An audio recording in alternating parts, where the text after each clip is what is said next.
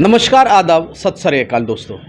विश्व भाईचारा टाइम्स के खास कार्यक्रम सांप्रदायिक सौहार्द में आपका दिल की गहराइयों से स्वागत, इस्तकबाल, हार्दिक अभिनंदन है। दोस्तों, जैसा कि देश में अलग अलग जगह सांप्रदायिक माहौल ख़राब करने की कोशिश की जा रही है, इसी कड़ी में हम आज पहुँचे हैं मुजफ्फरनगर में।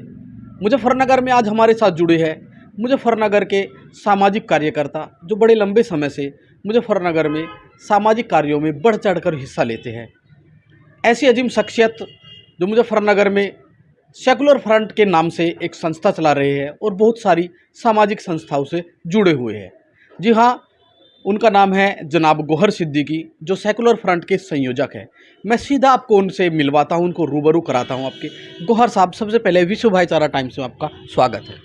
बहुत बहुत शुक्रिया कि आपने यहाँ पर आए और आपने मुझे मौका दिया कि मैं अब आपके माध्यम से अपनी बात आपके चैनल के माध्यम से आवाम तक पहुँचा सकूँ। धन्यवाद। जैसा कि गौहर भाई, देश में अभी अभी उत्तर प्रदेश सरकार ने एक फैसला किया है देश के धार्मिक कार्यक्रम को लेकर कि कोई भी कार्यक्रम बिना अनुमति के आयोजित न किया जाए।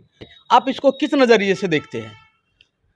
देखिए, सबसे पहले तो उत्तर प्रदेश सरकार के इस फैसले का मैं स्वागत करता हूँ, क्योंकि जो इसे पूरी अगर जो साफ तरीके से इस पूरे फैसले को अगर जो पढ़ा और समझा जाए तो कहीं ना कहीं ये आवाम के हित में है, प्रदेश के हित में है, देश के सौहार्द और समरसता के हित में है।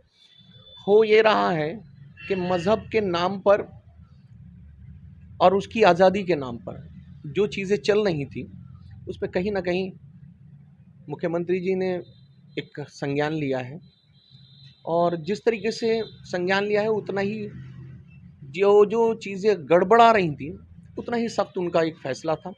इस फैसले का मैं स्वागत करता हूं कि क्योंकि हो ये रहा है कि सड़क पर जिस तरीके से मज़हब को लेकर हम लोग आ गए हैं, धर्म को लेकर आ गए हैं, ये किसी भी मज़हब का, किसी भी धर्म का ना तो संकेत है, ना ही उनके पीर पैगम्बरों का या देवी देवताओं का एक संदेश है।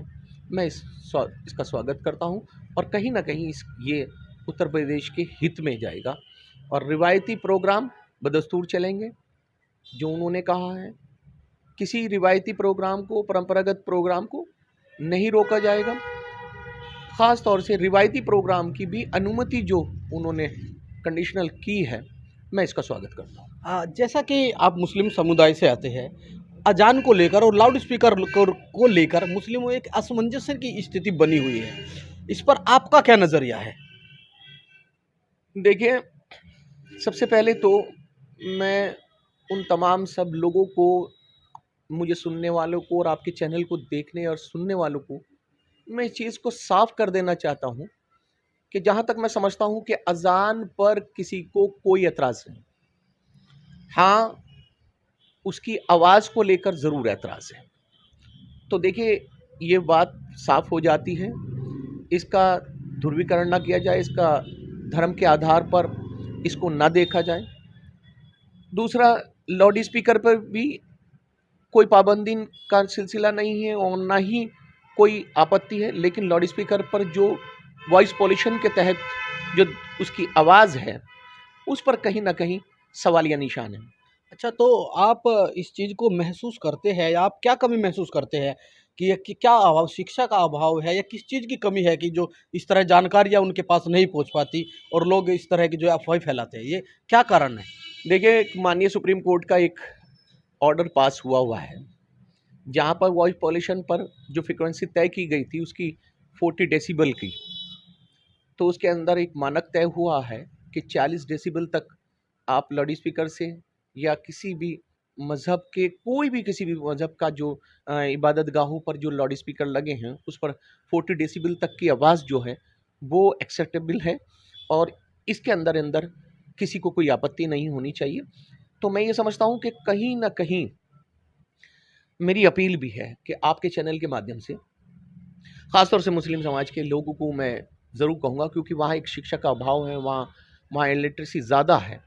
तो मैं उनसे सब लोगों से ये कहूँगा कि जो इबादत गाहों पर जो लाउड स्पीकर है, मदारिस पर, मसाजिद पर जितने भी लाउड स्पीकर लगे हैं, अगर जो कहीं कोई कोताही है सुप्रीम कोर्ट के मानकों पर, उसके ऑर्डर पर, तो उसके खिलाफ वर्जी नहीं होनी चाहिए।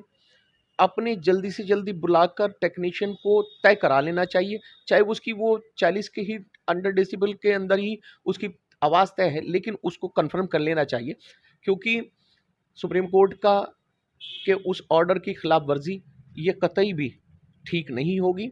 और मैं ये समझता हूँ कि तमाम आइमा हजरात, प्रबंधक, तमाम जिम्मेदार, हम एक दूसरे के को समझते हुए कि कहीं भी उसका अनादर ना हो, उसके सुप्रीम कोर्ट के ऑर्डर का अवहेलना ना हो, तो हमें इस ऑर्डर को फिर से जस्टिफाई करते हुए अपनी लाउड स्पीकर को, अपनी आवाज़ों को तय करा लेना चाहिए, ताकि कोई विवाद का कारण न बने। अच्छा, हमारे देश की संस्कृति की एक विशेषता रही है अनेकता में एकता। और मैंने कई बार देखा आप समय समय पर भाईचारे के लिए, अमन के लिए, शांति के लिए, देश में सांप्रदायिक सौहार्द कायम करने के लिए आप प्रोग्राम करते रहते हैं। मैं वो पूछना चाहूँगा कि आप कौन कौन से कार्यक्रम इस तरह के करते हैं? देखिए, ये मुल्क विभिन्न विचारों का, विभिन्न मान्यताओं का, विभिन्न धर्मों का इतना खूबसूरत गुलदस्ता है, लेकिन अफसोस ये हो रहा है कि जो हमारे मज़हब के, धर्म के संदेश हैं, हम उनको छोड़ रहे हैं। हम ऐसी रो में बह रहे हैं कि जहाँ एक छोटी सी शोहरत के लिए हम किसी को गाली देकर, किसी को बुरा कहकर इस देश में अराजकता सा माहौल पैदा कर रहे हैं। ये अराजकता का माहौल ना तो इस देश के लिए, ना देशवासियों के लिए, ना आने वाली उस पीढ़ी को जिसको हम इस देश के भविष्य के लिए देखते हैं, ये ठीक नहीं है। सामाजिक समरसता बनी रहे, सद्भाव बना रहे। जो इस मुल्क के लिए लोगों ने मिलकर जंग आज़ादी में हिस्सा लिया था, जो इस मुल्क को आज़ाद कराने के लिए कुर्बानियाँ दी गई थी, वो इसलिए नहीं दी गई थी कि मेरा मज़हब अच्छा है, दूसरे का मज़हब ख़राब है। ये इसलिए नहीं दी गई थी कि हम लोग आपस में फिर से लड़ेंगे, हम लोग फिर से इस मुल्क में मज़हब के नाम पर बटे हुए होंगे, ज़ात पात के नाम पर बटे रहे होंगे। तो ये किसी भी तरीके से इस मुल्क में ठीक नहीं है। मैं ये समझता हूँ कि अगर जो इसमें सुधार ना हुआ, तो ये तय कर लें इस मुल्क के एक एक बाशिंदा कि जो हमारी पीढ़ी है, इस पीढ़ी ने आखिर में इस देश का सौहार्द देख लिया, बाकी सब लोग बटे हुए दिखाई देंगे। और आने वाली पीढ़ियां कल जब वो समझदार होंगे, जब वो एजुकेटेड होंगे, तो वो कहीं ना कहीं ये सवाल उस पीढ़ी पर करेंगे कि ये कैसा मुल्क हम लोगों को ये हमारे बुजुर्ग दे गए, हमारे बड़े दे गए, कि जो फिरकों में बटा हुआ है, जो धर्मों में बटा हुआ है, जात पात में बटा हुआ है। तो मेरी पुनः एक अपील ये है कि सियासत से धर्म दूर होना चाहिए और सियासत का धर्म बहुत नज़दीक होना चाहिए, ताकि इस मुल्क का सामाजिक समरसता, भाईचारा, सौहार्द मजबूत रहे, ताकि बाहरी मुल्क के लोग कोई भी हमारे इस देश को की तरफ को देख ना पाए, हमें फिर से इसका खमियाजा ना भुगतने पड़े जो भविष्य में हमने। बिल्कुल, राजनीतिक धर्म का पालन होना चाहिए, लेकिन धर्म की राजनीति नहीं होनी चाहिए। मैंने देखा है, आप जो मुस्लिम होकर आप ईद मिलन के अलावा आप होली मिलन और दिवाली मिलन कार्यक्रम करते हैं। एक बड़ा अच्छा शीर्षक था दिवाली का, मैं आपके मुँह से जानना चाहूँगा वो क्या शीर्षक था? बड़ा लुभावना शीर्षक था दिवाली का, वो शीर्षक का नाम जानना चाहूँगा मैं। देखिए, जब हम लोग कोई ना कोई प्रोग्राम हम अपने प्लेटफॉर्म से करते हैं, सेक्युलर फ्रंट के प्लेटफॉर्म से जब करते हैं, तो हम लोग कोशिश करते हैं कि समाज के वो प्रबुद्ध लोग, इंटेलेक्चुअल लोग आकर एक छत के नीचे खड़े हों।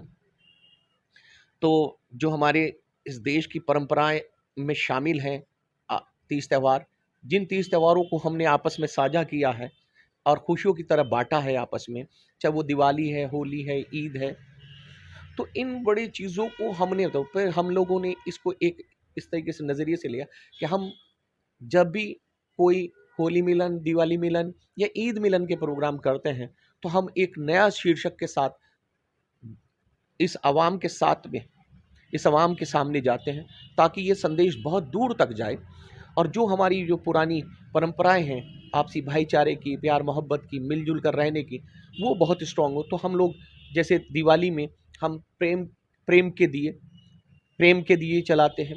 हम होली के रंग सौहार्द के संग हम ऐसे प्रोग्राम करते हैं कि टाइटल से हम लोग समाज में एक भाईचारे का संदेश देने की कोशिश करते हैं। तमाम उन मज़हब के लोगों को, तमाम उन राजनीतिक लोगों को, सामाजिक लोगों को, इंटेलेक्चुअल लोगों को, इंजीनियर, डॉक्टर्स, ये सब लोगों को एक छत के नीचे खड़ा करने के लिए हम मेहनत करते हैं, ताकि समाज का ये प्रबुद्ध जब एक छत के नीचे आता है तो उससे एक संदेश पूरे अवाम में जाए कि हाँ, कि आपसी भाईचारा बहुत बड़ी चीज़ है, ये बना रहना चाहिए ताकि मुल्क को नुकसान ना हो। गौहर भाई, अभी अभी कुछ दिन पहले मुजफ्फरनगर में एक वीडियो वायरल हुई थी ईद की नमाज को लेकर। मैं आपसे जानना चाहूँगा कि आप उसको थोड़ा क्लियर करें। आप जैसा कि आप शांति सौहार्द की मीटिंग में भी शामिल थे, एडमिनिस्ट्रेशन द्वारा जो बुलाई गई शांति सौहार्द की जो मीटिंग थी उसमें आप शामिल थे।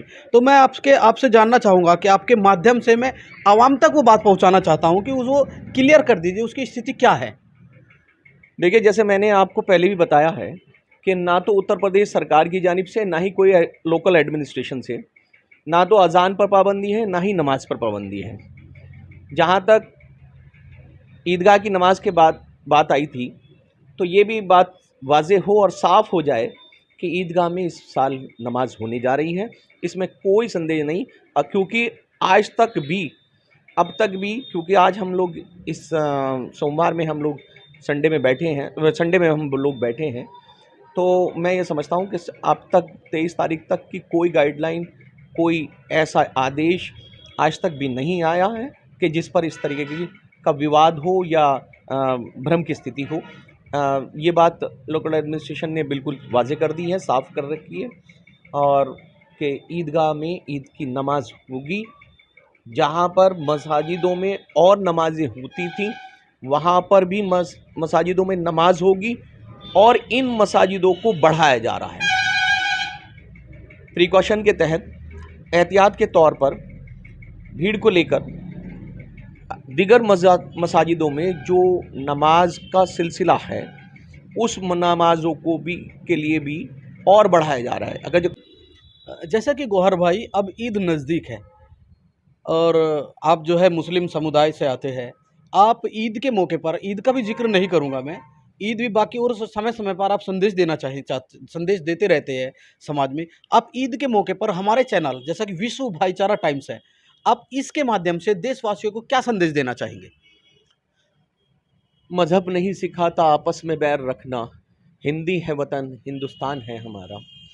तो साथियों और दोस्तों, मेरा पैगाम सिर्फ इतना है कि इस ईद नहीं, हर समय समय पर हम लोगों को ये पैगाम आम करता रहना चाहिए कि ये देश बड़ा है, ये देश बड़ा है, और जो लोग ख़राब हैं, गलत हैं, वो बहुत थोड़े हैं।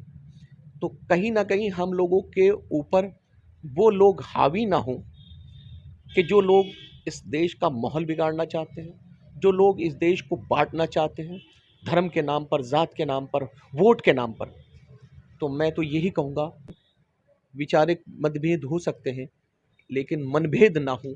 हम लोग आपसी भाईचारे के साथ में रहें, और इस ईद पर मेरी गुजारिश ये है कि लोकल एडमिनिस्ट्रेशन के साथ, क्योंकि बहुत बड़ा पर्व है, भाईचारे को समर्पित है, खुशियों को समर्पित है, कि पूरे एक महीने की इबादत करने के बाद जब हम खुशियाँ मनाने के लिए दुकाना पढ़ने जाते हैं ईदगाह पर, तो ये चीज़ें हमें दर्शाती हैं कि हम लोग उस परमपिता परमेश्वर के लिए अपने को सब कुछ सब्र का एक इम्तहान देकर आए हैं, और इसलिए आज ये खुशियों का दिन हम लोगों के पे आया है। तो ये खुशियाँ हम लोग सारे समाज, सारे धर्मों के लोगों के, हिंदुस्तान के वतनी भाइयों के साथ में मिलकर साझा करें, और पैगाम दें कि ये मुल्क तब मजबूत होगा जब तक इस मुल्क का भाईचारा मजबूत नहीं होगा। हम मिलकर नहीं रहेंगे तो ये मुल्क को नुकसान होगा। बहुत बहुत शुक्रिया। देखिए, हमारे देश की संस्कृति की विशेषता रही है अनेकता में एकता। मजहब ने सिखा था आपस में बैर रखना। आओ हम सब मिलकर देश का सांप्रदायिक सौहार्द बरकरार रखें, देश में खुशियाँ अमन बांटे, मोहब्बत फैलाई।